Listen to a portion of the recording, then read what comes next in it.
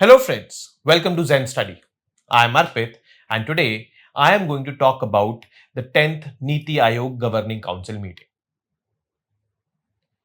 This meeting was a grand display of power as well as coordination among the members of Team India. Yes, this is what our Prime Minister calls it, Team India. That is the center and the states. You know what? हमारे प्रधानमंत्री ने 2022 में एक सपना देखा था। वो सपना था विकसित भारत का। विकसित भारत बाय 2047 जब हमारे आजादी को 100 साल कंप्लीट हो। और उन्होंने बोला कि 2022 में भारत अमृत काल में एंटर कर रहा है। अमृत काल वो 25 साल हैं जिसके एंड में हमें एक विकसित भारत बनना है। अब विकसित भारत बनने के लिए कोई एक फैक्टर, दो फैक्टर या तीन फैक्टर, चार फैक्टर नहीं है। Multiple factors will have to be at play in tandem. मतलब साइमल्टेनियसली बहुत सारी चीजें अगर होंगी तो हम विकसित भारत बन पाएंगे। और उन काफी सारी चीजों में से एक चीज बहुत अहम है, वो है proper coordination between the centre and the states. जी हां, ये एक बहुत बड़ा रोड ब्लॉक भी हो सकता है हमारी डेवलपमेंट के बीच में अगर प्रॉपर कोऑर्डिनेशन नहीं है तो। और अगर प्रॉपर कोऑर्डिनेशन है तो ये भी हो सकता है 2047 से पहले हम डेवलप्ड कंट्री बन जाए। इसीलिए इस बार की जो गवर्निंग काउंसिल की मीटिंग थी उसकी थीम थी विकसित राज्य फॉर विकसित भारत एट 2047। तो ये जो थीम है इसको देख के आपको ये लग रहा है कि बॉटम अप अप्रोच है। बॉटम अप अप्रोच मतलब राज्य विकसित हो, भारत अपने आप विकसित हो जाएगा। और यही bottom up approach NITI Aayog की फाउंडेशन है। नीति आयोग का वन ऑफ द ऑब्जेक्टिव्स है कोऑपरेटिव फेडरलिज्म। ये कोऑपरेटिव फेडरलिज्म क्या होता है? सबसे पहले जानते हैं फेडरलिज्म क्या होता है। Federalism is a system in which power is divided between the centre and the states. मतलब सेंटर के पास कुछ पावर्स होंगी, स्टेट के पास कुछ पावर्स होंगी। उन पावर्स के हिसाब से सेंटर अपने अलग कानून बनाएगा अलग सब्जेक्ट्स पे, स्टेट अलग सब्जेक्ट्स पे कानून बनाएगा। और ये म्यूचुअली एक्सक्लूसिव पावर्स होंगी। बट क्या स्टेट्स के पास इतनी पावर है इंडिया में कि वो यूनियन से अलग हो जाए? वैसे इस टाइप की पावर्स अमेरिका में है स्टेट्स के पास, वो उस टाइप की फेडरल या फेडरलिज्म है। बट हमारी फेडरलिज्म थोड़ी अलग है। ऐसा कहा जाता है कि India is an indestructible union with destructible states. Indestructible union मतलब ये यूनियन कभी नहीं टूटेगा। जो नंबर ऑफ स्टेट्स या जो स्टेट्स हैं वो रहेंगे ही रहेंगे, बट स्टेट्स आपस में टूट सकते हैं, बाउंड्रीज रीड्रॉ की जा सकती है, नंबर ऑफ स्टेट्स बढ़ सकते हैं, बट यूनियन कभी नहीं टूटेगा। हमारा फेडरलिज्म इस नेचर का है। तो जब टूटना ही नहीं है तो क्यों ना आपस में अच्छे से तालमेल बनाकर चलें, कोऑपरेट करके चलें। यहां पर आता है कॉन्सेप्ट कोऑपरेटिव फेडरलिज्म का। When the center cooperates with the states and the states among themselves cooperate to resolve various issues, to foster development as well as social progress। आपस में तालमेल हो, कोऑपरेशन हो, ऐसे गाड़ी चलेगी। यह होता है कोऑपरेटिव फेडरलिज्म। तो नीति आयोग इसी बुनियाद पे टिका हुआ है। उसको कोऑपरेटिव फेडरलिज्म ही एस्टैब्लिश करना है। और ये उसकी कई सारी थीम्स में, एक्टिविटीज में दिखता रहता है। नीति आयोग वो बॉडी है जिसने प्लानिंग कमीशन को रिप्लेस किया है। प्लानिंग कमीशन में बहुत सारी खामियां थी और उन्हीं जो शॉर्टकमिंग्स थी प्लानिंग कमीशन की, उन्हीं को पूरा किया है नीति आयोग ने, या पूरा करने का ऑब्जेक्टिव रखता है नीति आयोग। हम इसको इस तरीके से समझेंगे, कोऑपरेटिव फेडरलिज्म जैसी चीज प्लानिंग कमीशन में एग्जिस्ट नहीं करती थी, यहां करती है। देखते हैं, आगे बढ़ते हैं किस तरीके से हुआ, क्या हुआ। तो background, prime minister Narendra Modi chair this 10th governing council meeting of NITI Aayog. NITI Aayog 2015 में एस्टैब्लिश हुआ था और अब चल रहा है 2025। मतलब कि ये जो गवर्निंग काउंसिल की मीटिंग है साल में एक बार होती है, जहां पर चेयरमैन होते हैं हमारे प्राइम मिनिस्टर और साथ में कुछ यूनियन मिनिस्टर्स होते हैं और बाकी सारे स्टेट्स के चीफ मिनिस्टर्स होते हैं, स्टेट्स और यूटीज के। ठीक है, और यूटीज जिनमें चीफ मिनिस्टर नहीं है वहां के लेफ्टिनेंट गवर्नर्स या एडमिनिस्ट्रेटर्स भी बुलाए जाते हैं। तो इस बार की थीम थी विकसित राज्य फॉर विकसित भारत। तो वो क्लियर था कि भाई राज्यों को डेवलप करना है। ये फोटो में आप देखेंगे तो आपको सारे दिख जाएंगे। टोटल 36 स्टेट्स एंड यूटीज है इंडिया में, 28 स्टेट्स एंड 8 यूटीज, जिसमें से 31 स्टेट्स एंड यूटीज के लीडर्स आए थे। 5 के फिर भी नहीं आए, बट ठीक है, जितने आए उतने सही। उनके साथ मीटिंग हुई, चीजें डिस्कस हुई, बहुत सारी बातें हुई। हर एक स्टेट ने अपने अपना कंसर्न भी रखा, उस कंसर्न को अकोमोडेट भी किया गया, सुना भी गया, तभी तो कोऑपरेशन हो पाएगा ना। अब प्राइम मिनिस्टर मोदी ने स्पीड ऑफ डेवलपमेंट को बढ़ाने के ऊपर बहुत ज्यादा फोकस किया और यह स्पीड टीम वर्क से बढ़ेगी, यह भी तय था। अब मान लो किसी स्टेट को इंफ्रास्ट्रक्चर चाहिए, रोड चाहिए, हाईवे चाहिए, नेशनल हाईवे निकलना है, बट वो बनाएगा कौन? सेंट्रल गवर्नमेंट बनाएगी। बनाने के बाद सेंट्रल गवर्नमेंट कहेगी जी हमारा काम पूरा, अब आपका काम इंडस्ट्रीज वगैरह लगाना, लैंड एलोकेट करना, ये सब स्टेट का काम है। तो हर कोई अपना अपना काम करे और इन कोऑपरेशन करे तो डेवलपमेंट जल्दी हो सकता है। और यहां पर एम्फेसिस था स्पीड पे, तो ये चीज हुई। प्राइम मिनिस्टर का कहना है कि the vision 2047 aims to make every state, every city, नगर पालिका एंड विलेज डेवलप्ड। अब वैसे डेवलप्ड अपने आप में बहुत एक, I would say, broad term है। डेवलपमेंट के लिए ग्रोथ जरूरी है, बट वो ग्रोथ रीडिस्ट्रीब्यूटेड होनी चाहिए। रीडिस्ट्रीब्यूटेड होनी चाहिए इस तरीके से कि the poorest of the poorest section of the society gets impacted by that positive growth. वो जो सबसे गरीब तबका है, जो सबसे वल्नरेबल तबका है, उस तक सारी फैसिलिटीज हो, education, health care, infrastructure, sanitation, women safety, environment अच्छा हो। बहुत सारे डायमेंशंस होते हैं डेवलपमेंट के। क्लीन कुकिंग फ्यूल हो, क्लीन ड्रिंकिंग वाटर हो, तो ये सब चीजें पहुंचाना बहुत जरूरी है, तभी हम बनेंगे डेवलप्ड। वरना अगर हर एक विलेज, हर एक नगर पालिका को हम डेवलप करने का एम नहीं रखेंगे ना, तो क्या होगा? रीजनल डिस्पैरिटीज आ जाएंगी, इनइक्वालिटीज आ जाएंगी। कुछ रीजन तो बहुत बढ़िया डेवलप्ड, कुछ रीजन अंडर डेवलप्ड। मजा नहीं आएगा फिर उन डिस्पैरिटीज के साथ, बहुत प्रॉब्लम्स रहेंगी। डिस्पैरिटीज अभी हैं, उनको ब्रिज करना है। जैसे कि for example western part of India is considered to be more developed than eastern part of India, ये है। तो ये इनइक्वालिटीज जब ब्रिज होंगी ना, इंक्लूसिव डेवलपमेंट होगा, मजा तब आएगा, और वो करना चाह रहे हैं। और ये जो अप्रोच है डेफिनेटली ये हमें विकसित भारत बनाएगी और एक ऐसा विकसित देश बनाएगी जो सस्टेन्ड डेवलपमेंट के साथ होगा। वो डेवलपमेंट सस्टेन्ड रहेगी। ठीक है, तो ऐसा।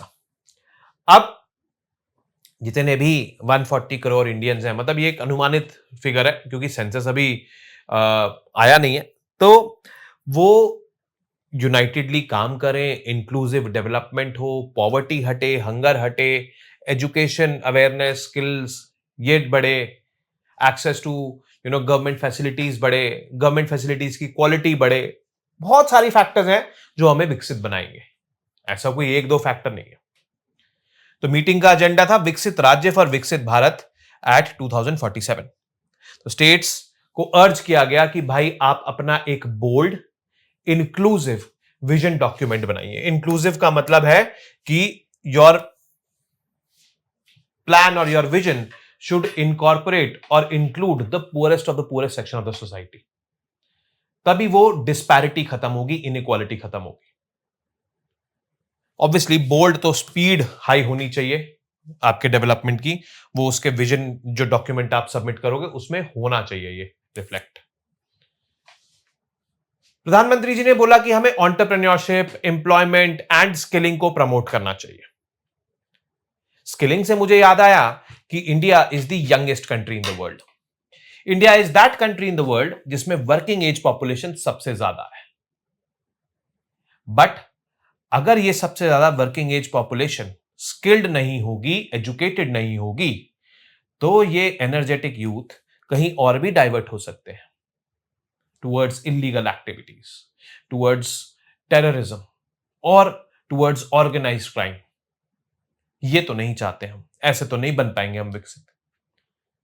तो इनको स्किल करना, इनके लिए एम्प्लॉयमेंट अपॉर्चुनिटीज पैदा करना, वो एंटरप्रेन्योरशिप से डेफिनेटली आएगी, इसलिए एंटरप्रेन्योरशिप पे फोकस है। तो क्या होगा कि we will be able to realise the actual capacity of our human resources. हमारे प्रधानमंत्री जी का कहना है कि 20वीं सदी उन देशों के नाम रही जहां पर नेचुरल रिसोर्सेस थे, और 21वीं सदी उन देशों के नाम रहेगी जहां पर ह्यूमन रिसोर्सेस है। ह्यूमन रिसोर्सेस फिलहाल इंडिया में दिख रहे हैं। जरूरत है उनको एजुकेट करने की, उनको अपस्किल करने की, उनको स्किल करने की, और फिर उनके लिए एम्प्लॉयमेंट अपॉर्चुनिटीज पैदा करने की। एक टर्म होता है डेमोग्राफिक डिविडेंड, वो तभी रीप हो पाएगा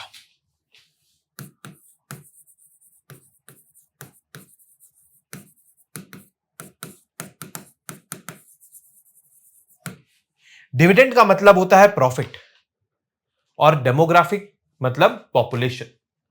तो पॉपुलेशन से आने वाला प्रॉफिट इज डेमोग्राफिक डिविडेंड। अब ये प्रॉफिट मैक्सिमम तब होगा जब वर्किंग एज ग्रुप में पॉपुलेशन ज्यादा होगी। वो कंडीशन तो इंडिया की फुलफिल होती है, बट क्या सिर्फ उस कंडीशन के फुलफिल होने से डेमोग्राफिक डिविडेंड आ जाएगा? नहीं।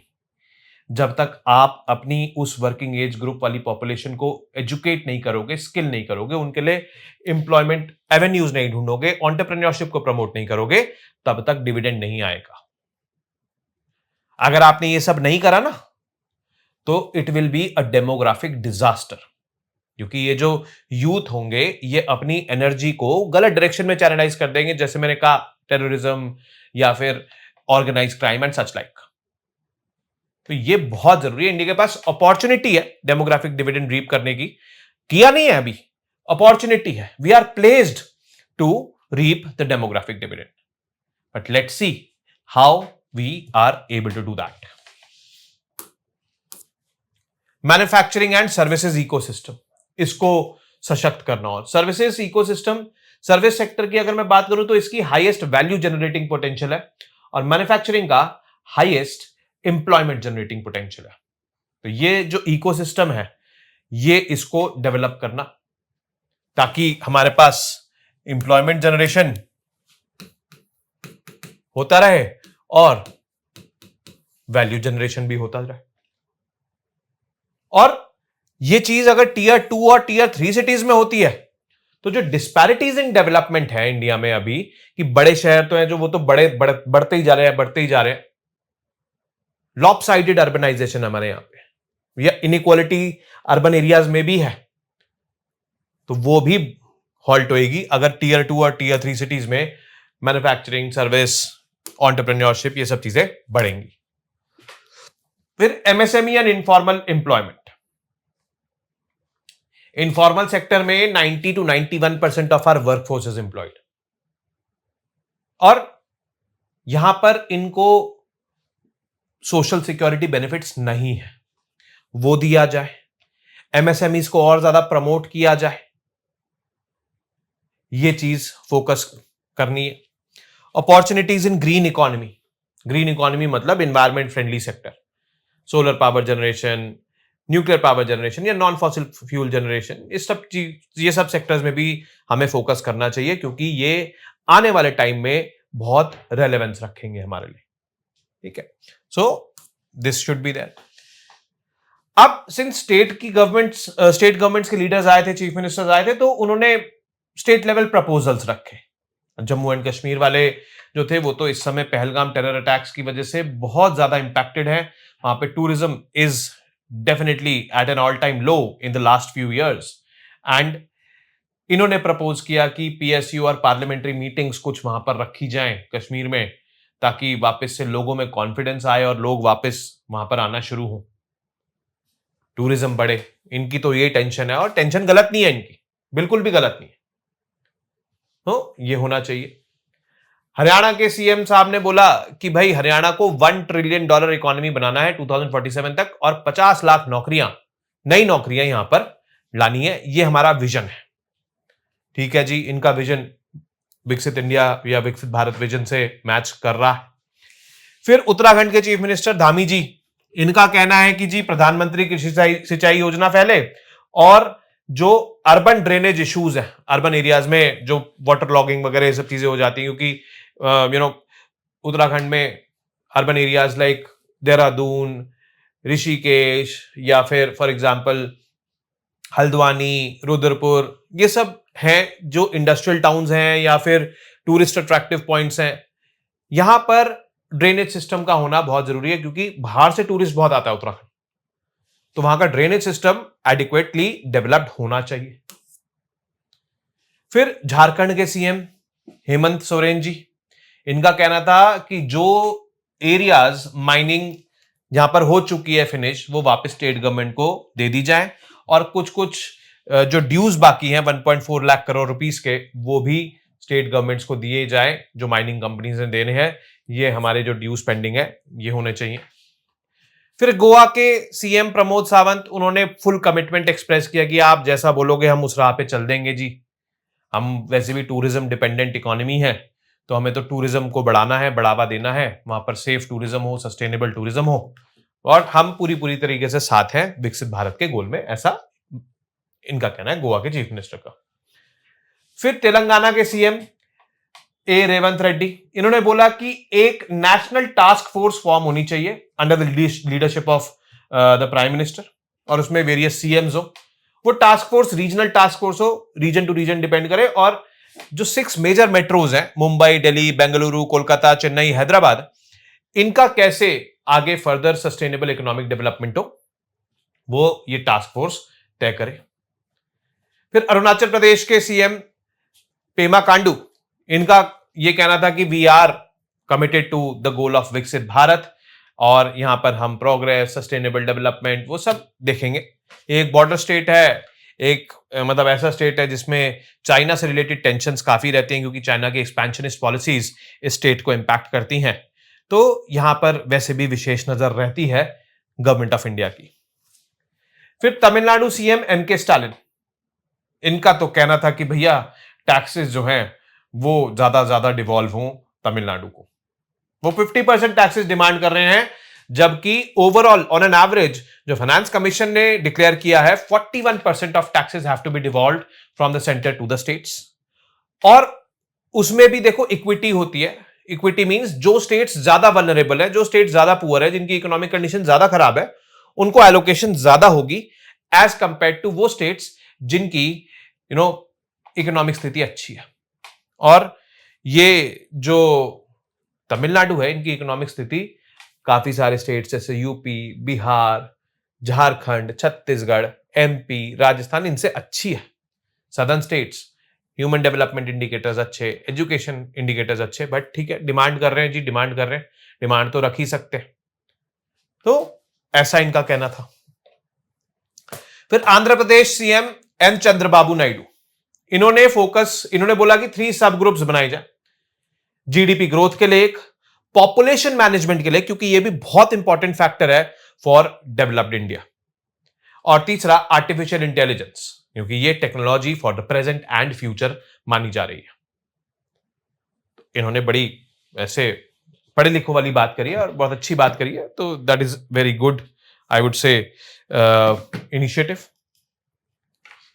फिर अदर इंपॉर्टेंट पॉइंट्स, जो नीति आयोग के सीईओ हैं मिस्टर बीवीआर सुब्रमण्यम, उन्होंने बोला कि प्रधानमंत्री जी का कहना है कि एग्रीकल्चर, एजुकेशन और हेल्थ केयर, इन सब पे फोकस ज्यादा किया जाए, क्योंकि एजुकेशन से हम एक स्किल्ड वर्कफोर्स डेवलप कर सकते हैं for the future, health care से एक हेल्दी वर्कफोर्स क्रिएट कर सकते हैं फॉर द फ्यूचर, एग्रीकल्चर इसलिए क्योंकि हमारी वर्कफोर्स का मैक्सिमम पोर्शन यानी 55% के आसपास हमारी वर्कफोर्स एग्रीकल्चर में डिप्लॉयड है, बट वो जीडीपी में कंट्रीब्यूशन बड़ा कम कर पा रही है।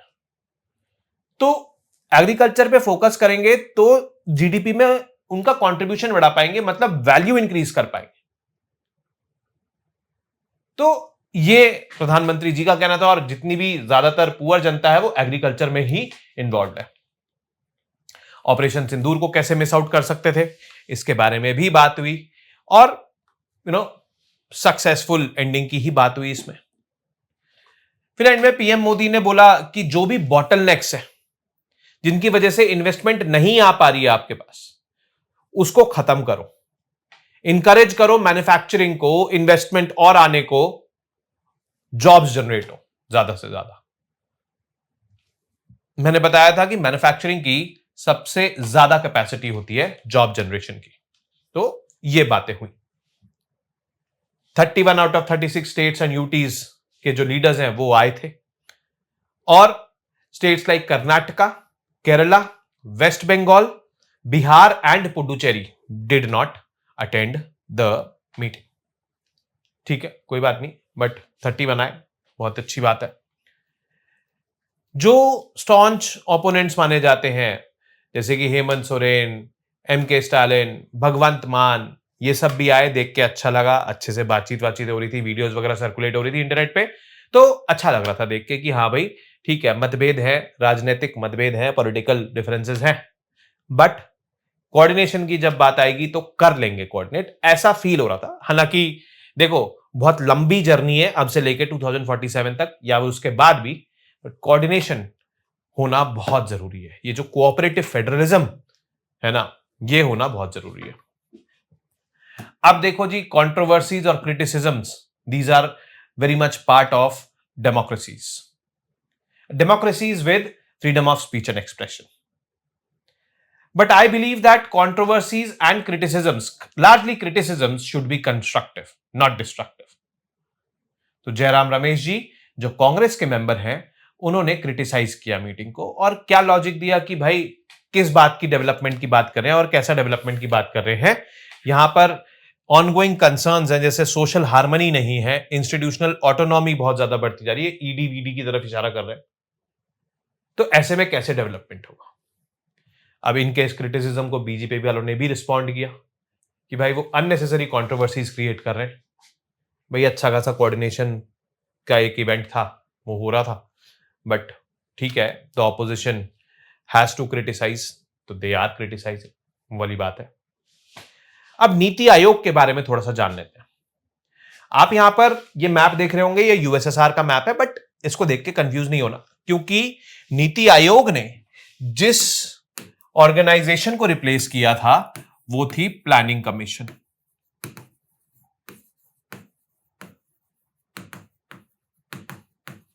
प्लानिंग कमीशन प्लान्ड इकोनॉमी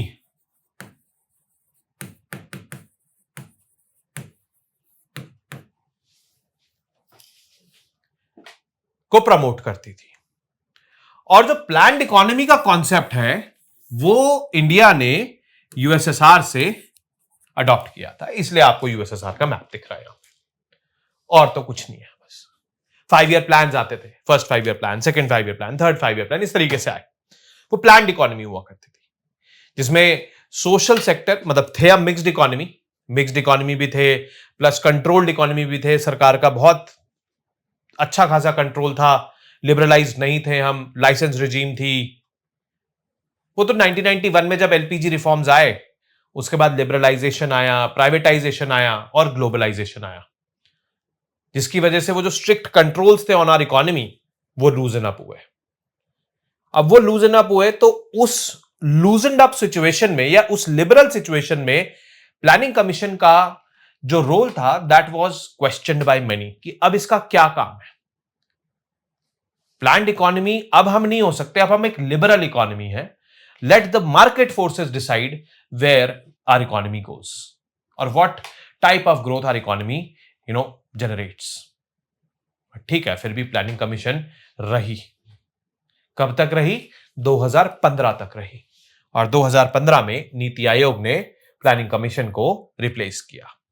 ठीक है, तो ऐसा था। प्लानिंग कमीशन ने 6 डिकेड्स तक लगभग कंट्रोल एंड कमांड अप्रोच से काम किया। वो सब कुछ कंट्रोल में रखती थी, स्टेट्स को भी कंट्रोल में रखती थी। पावर सेंटर था, बिग पावर सेंटर, और वो कॉन्स्टिट्यूशनल बॉडी नहीं थी, उसके साथ अपैथी ये थी। It was not a constitutional body, it was a non constitutional body. तो ये चीज थी। जनवरी 1, 2015 को planning commission was replaced by NITI Aayog. Bottom up approach यहां पर अपनानी थी, aiming for maximum governance with minimum government. Bottom up approach मतलब स्टेट्स की कंसर्न्स को सुनेंगे और उस हिसाब से चीजों को करेंगे। Cooperative federalism was the main stay of NITI Aayog, is the main stay. NITI Aayog embodies the spirit of cooperative federalism by involving states as equal partners. तो ये है। तो यहां पर ये जो पिक्चर आप देख रहे हो कोऑपरेटिव फेडरलिज्म की, स्टेट और सेंटर हाथ मिला रहे हैं एक दूसरे से, this picture actually sums up what cooperative federalism means. और कोऑपरेटिव फेडरलिज्म का एक और एस्पेक्ट है जहां पर states are coordinating with, one state is coordinating with another state. यहां पर भी ये हाथ आएगा मिलाने के लिए। ये भी एक एस्पेक्ट है कोऑपरेटिव फेडरलिज्म का।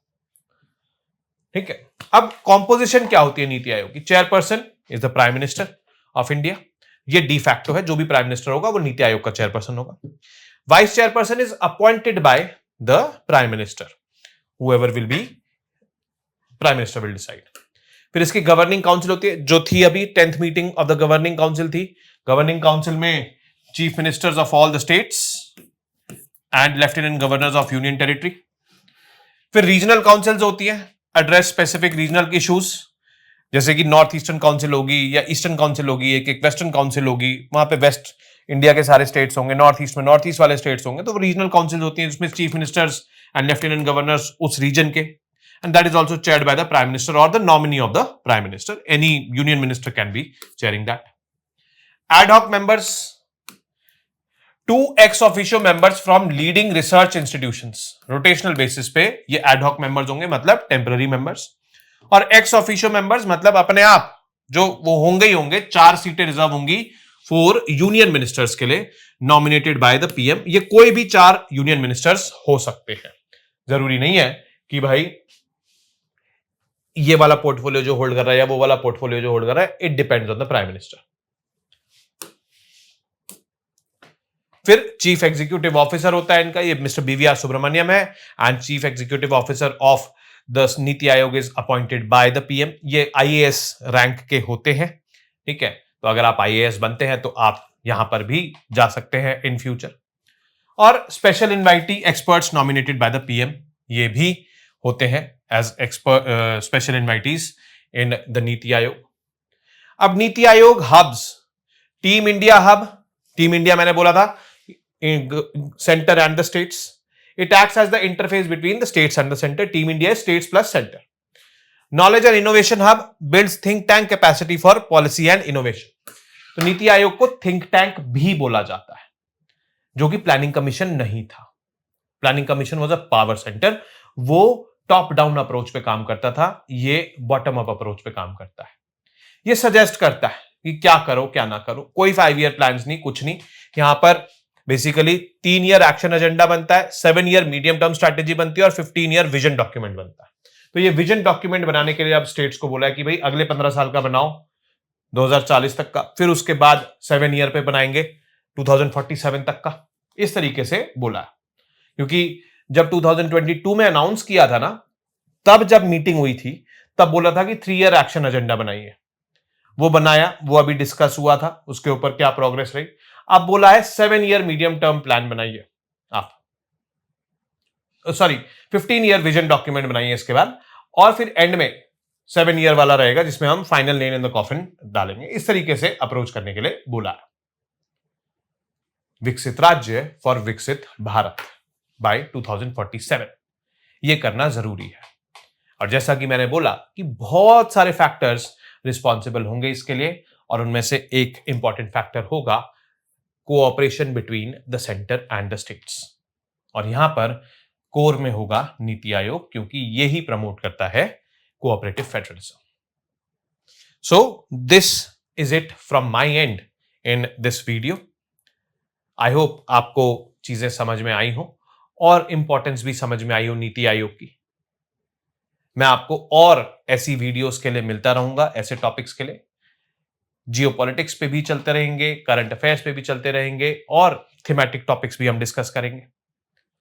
हम एक नई क्वेश्चन आंसर सीरीज के साथ भी आ रहे हैं जिसमें हम पीवाईक्यूज प्लस प्रोस्पेक्टिव क्वेश्चंस को डिस्कस करेंगे। किस तरीके से आंसर राइटिंग को अप्रोच करना है, क्वेश्चंस को अप्रोच करना है, ताकि आप अपनी आंसर राइटिंग स्किल्स को होन अप कर पाए। तो stay tuned for such kind of videos. Till then you guys keep studying, keep reading, keep writing, and most importantly, keep revising. Namaste. Jai Hind.